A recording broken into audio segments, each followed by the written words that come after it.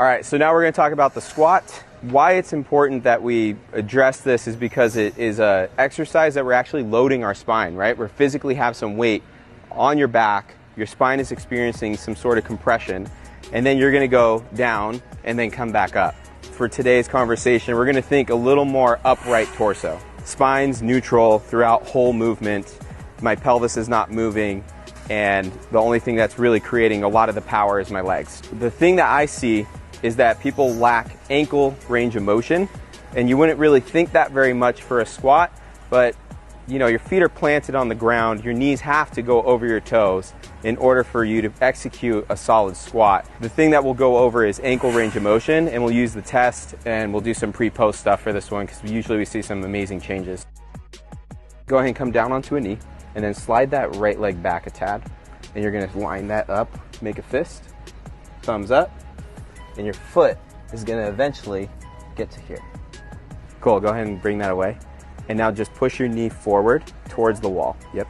See, now her heel lifts. Okay, so pretty darn good range of motion. This drill or this test, it's a really common test that you'll see, especially if you're scrolling through the internet. And they say general rule of thumb is 3 to 5 inches that we want to see of my knee passing over my toes would be considered sufficient range of motion. I think symmetry is really important for general population. If you're an Olympic weightlifter, I think you need infinite amounts of ankle range of motion.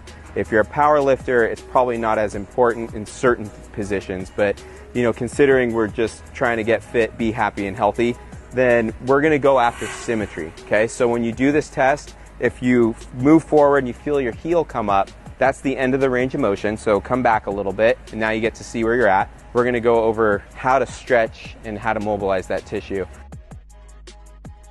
So if this is too much pressure for you, or you're like, oh, that's good enough, then you're just gonna kind of hang out there and massage it. Basically everything from here all the way up. If you can handle more pressure, then we start to introduce the other leg right on top of that leg. Go ahead.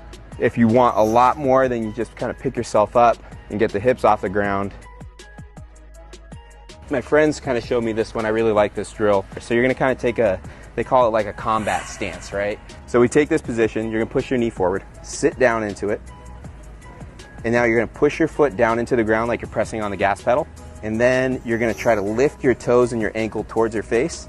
Good, don't lose that where your knee and your foot are. You're gonna feel the front of your shin, and then just lean back and watch how this will lift. Keep that angle.